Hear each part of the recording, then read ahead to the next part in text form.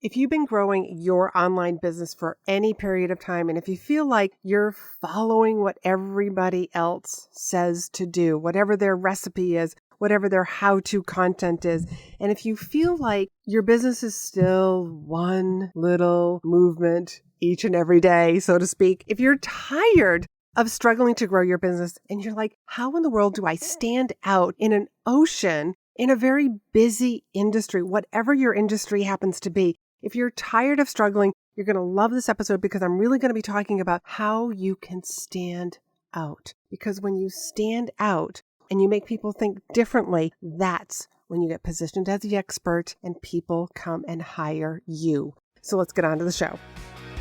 You're listening to Be in Demand, the podcast for honest advice, inspiring stories, and ideas for growing your business by leveraging the expert that you are. I'm your host, Laurie-Ann, business mentor, and I'm also a reformed painfully shy girl, red wine lover, and exercise enthusiast. Join me as I share how being positioned as the expert in your industry, even if it's a busy one, will help you stand out and be the one in demand to hire and work with. So hopefully the title of this particular podcast, is really what intrigued you to make you think differently. So that when you saw the title of this particular episode, Why Speaking is Underutilized, because that's a belief that I have, hopefully when you read that, you were like, I gotta listen to this.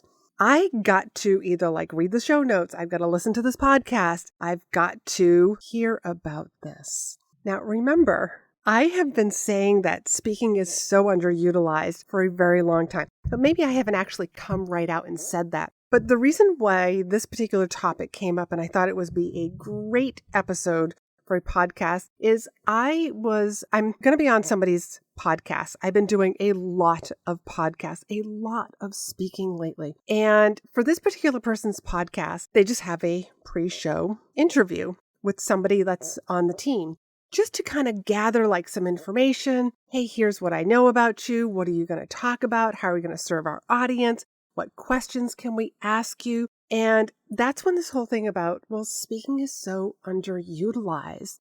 This particular person's podcast that I'm going to be on, I know who their audience is. I know what their pain points are because I already did my homework. And I just want to share with them, because this is what's going to best serve them, is that why speaking is underutilized. And I wanted to come on here and share this with you also, because there are some beliefs that I think that people have that aren't the right things to be believing. They're myths, if you will. And here's a couple of them. You need to be famous to be a speaker. Do you think your local chamber of commerce is hiring Tony Robbins or Jasmine Starr or James Wedmore, just to name a few people off the top of my head, or Marie Forleo? No. I mean, these very big influencers, these famous speakers, can't be everywhere speaking at every meeting. So you don't need to be famous. And that was one of the questions that during this interview he asked me. He's like, well, then how do you get started if you're not famous, if you're not known in your industry? And that's when I was sharing with him that, you don't need to be famous, because there are a lot of speaking opportunities that are right around you, right under your nose, that you're just kind of ignoring. And a lot of times what I see people doing is that they are waiting to be asked to speak. And if your website or your bio doesn't say that you're a speaker, then somebody who happens to know you and who might also be on some sort of a planning committee, or they've got a friend who's a meeting planner and they're looking for speakers. And if people don't know that you're actually looking for speaking engagements, if you're actually looking to share your knowledge in some sort of a setting where there is an audience, then you're not going to be asked. They're just going to figure, this person's not a speaker. If we don't know that you have done any speaking, probably not going to be asked. So in other words, when you first started your business, let's just say, for example, you're a business coach. Did you just sit at home saying, okay, I'm a business coach now. I'm going to let those clients come and find me and ask me to work with me? No, I'm sure that you didn't. And I know how ridiculous that actually sounds, and I wanted it to sound that ridiculous also. Another myth is speaking is big stages. Another myth, speaking is thousands of people in an audience. And both of those are myths, because that's not always true. because sometimes speaking is just to a few people. It can be a sales call, like you are speaking with one person. You're at a networking event and somebody asks you, what do you do? It could be to a small group of people all the way up to hundreds and thousands of people. But speaking comes in many different shapes and sizes. And you've heard me say that speaking needs to be redefined. And another big myth that we hear all the time, and a lot of us feel like, oh my God, like I fall into this category. We hear that 95% of the population is afraid of public speaking. So what does our brain do? We want to belong. So it's like, oh, wow, if almost everybody that's in the population, so you look around you at any given time and be like, oh my goodness, like 95% of the people that are surrounding me right now are afraid of public speaking. I need to be liked. I need to be like them. I must be like them because we always, like the human brain just wants to fit in. So if 95% of the people are afraid of public speaking, well, that must mean that I do too. And half the time, it's because you've never tried it. And a lot of times, change can be very uncomfortable. So the first time that you do speak, and you might not be very good, for all of my people out there who, if you have spoken before, I want you to think back to the first time that you spoke. What was it like? Because I tell a hilarious story about one of my very first time speaking, and you've probably heard it before. But if you have heard the story before, bear with me. I'm going to share it again for the people who have not heard this. But I said yes to a speaking event when I knew that I was shy. But self-integrity is one of my highest values. And even though I was shy and quiet and scared and had never spoken before in this kind of a setting, I showed up and was going to do it anyways, even if that meant that it was going to be horrible. And I got up there and I just started speaking. So there was no intro. Nobody introduced me. I just started. I was the college professor. If you've heard me talk about the 3 different types of speakers, I was the college professor. I just started educating. And then when I was done speaking, I just said, okay, I'm done now. I actually said that. So if you're laughing at me, that's okay, because most people do laugh at me when I tell them this. I actually said, okay, I'm done now. And if you want to talk to me, privately, I'll be in the back of the room. I just wanted to get away from all these people that were staring at me. I didn't know what to do next. So it was just I'll just be in the back of the room. Now, that was my first time. And I got better after that because the second one, I had a little bit of experience. And by the time I spoke for the third time, I had a little more experience. So if all of us always judged how good we were going to be at something, whether it's a new sport, a new talent, a new skill, if we judged it on the very first time that we attempted it, none of us would ever move on to the second attempt. And so I say that with love because there's a lot of things that are in my life, and I bet your life too, there's a lot of things that you didn't give up on and you tried again. So let's take driving. Well, most of the people that I know how to drive. So growing up, it's well, of course, I wanted to learn how to drive. But what if 95% of the people that I knew didn't drive? They were afraid of driving, but they rode their bikes everywhere. Well, then chances are I would have been one of these people who didn't drive, but I rode my bike everywhere. And I'm sure that there are parts of the world where people are more bike riders. More people own bikes than own cars. And that's okay. That's just the environment. That's the identity. Here's that word again, stepping into that identity of the person that you want to be.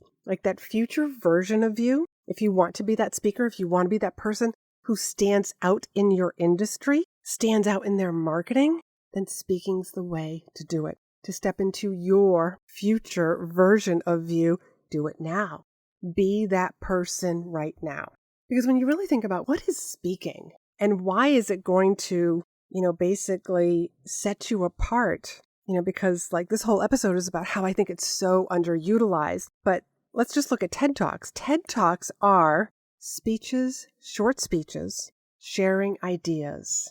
And that's really what speaking is. Whether you're speaking to one person or you're speaking to many people, a bigger audience, you are sharing your information so that people see a problem differently. They view another way to solve this problem. They see a new path, a new way of thinking, a new way of feeling, a new solution.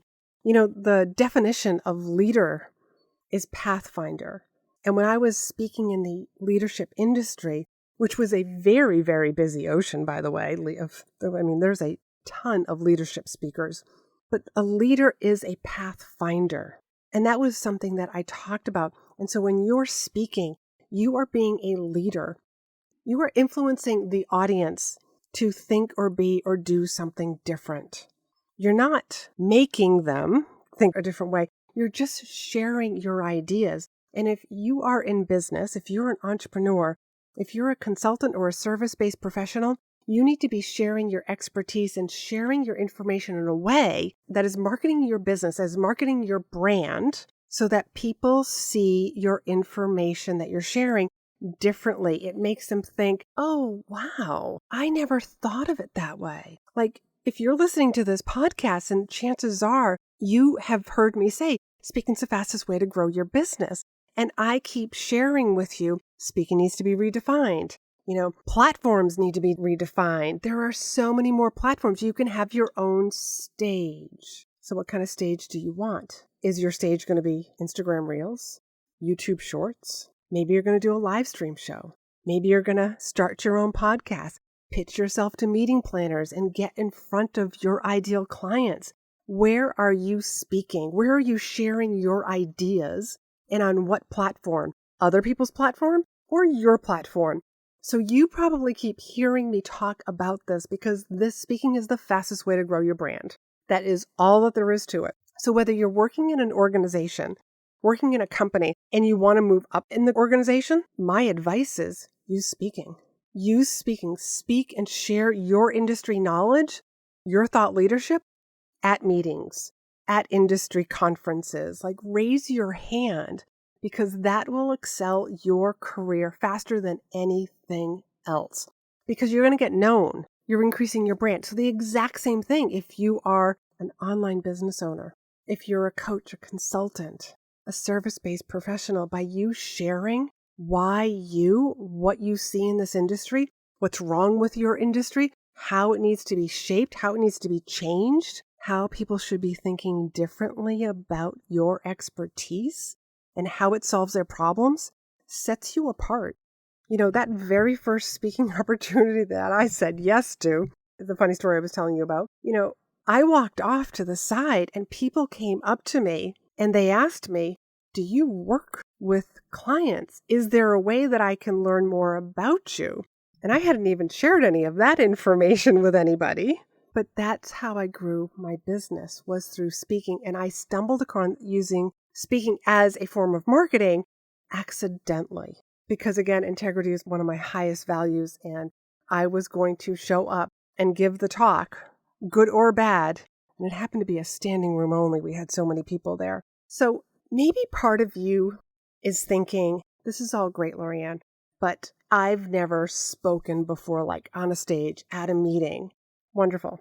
But I bet you got some evidence in your background, in your history, in your experience that is similar enough that you can almost tap into it and say, you know what? I remember speaking at that particular small group meeting. There was only 6 or 7 of us, and I shared an idea or I shared like how I did something. Well, okay, so I got a little bit of evidence. Let me use that evidence to speak over here and speak in front of maybe 20 people, 50 people, 75 people. You get to decide, but I know most of us have evidence of ourselves speaking, and I'm sure that you do also, which is why I keep saying that speaking's so underutilized, because we have this belief, and it's a myth, that speaking means that you have to be famous.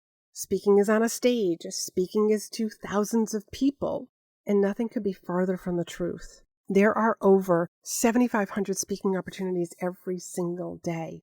And that number is just here in the U.S. And I used to break that down and say that's 150 opportunities per state. But now that the virtual audience and the virtual speaker is not going away, you have over 7,500 speaking opportunities every single day.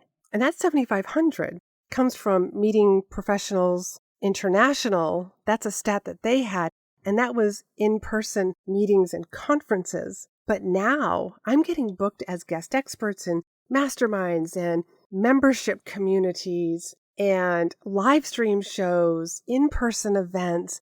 I mean, you name it. This month alone, I think I was calculating this out earlier, and I have 8 bookings. And next month, I have 6 bookings. And I was just talking to somebody else, and we're talking about some events that are coming up in October. And so I probably have at least 5 bookings already that's going to turn into 10. That's 10 bookings. And the reason why I share that number with you is because it really can snowball.